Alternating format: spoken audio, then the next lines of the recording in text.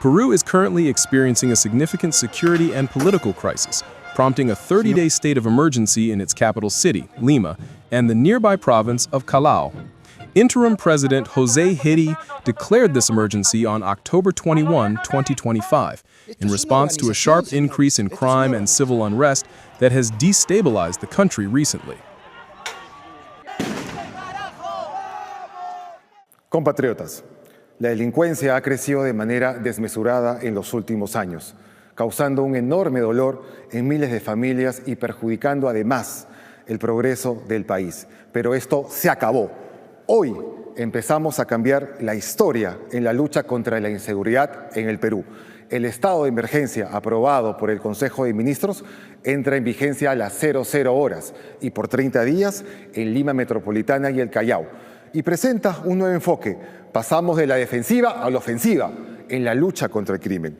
Una lucha que nos permitirá recuperar la paz, la tranquilidad y la confianza de millones de peruanos. Las guerras se ganan con acciones, no con palabras. ¡Viva el Perú! ¡Viva! At the center of this crisis is a rise in violent crime that has alarmed both citizens and officials.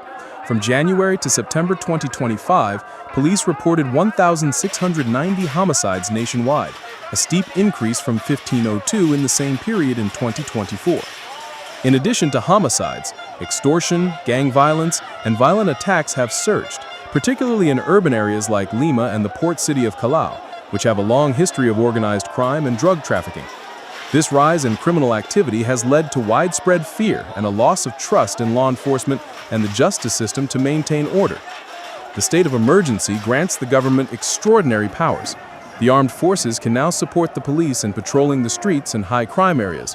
This is intended to increase security presence and provide rapid responses to incidents. The government can also temporarily limit civil liberties, including those related to movement, assembly, and protest. This includes banning public gatherings and protests, which has raised tensions among civil society groups and citizens who seek greater accountability and effective governance.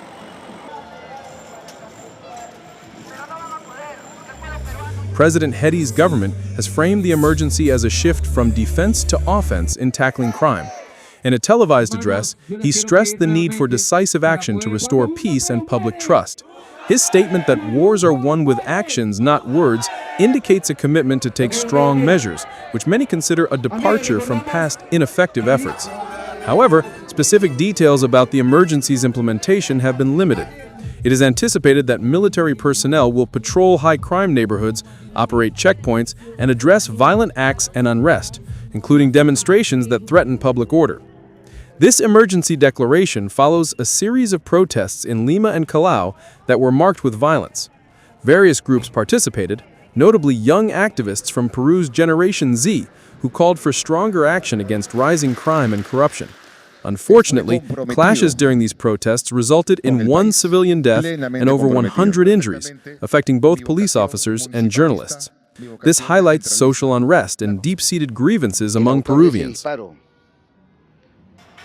Politically, this emergency comes after significant turmoil. José Hedy took office earlier in October after the impeachment and removal of former President Dina Boluarte. Boluarte faced criticism for her administration's inability to effectively address the growing crime problem. Hedy now leads an interim government charged with stabilizing the country before elections set for the following year. While emergency powers give the government tools to fight immediate threats, analysts and human rights observers caution against potential risks. Peru has a history of declaring states of emergency that have not resulted in lasting crime reduction. Previous efforts, like a similar emergency in March 2025, showed limited success in combating entrenched criminal networks.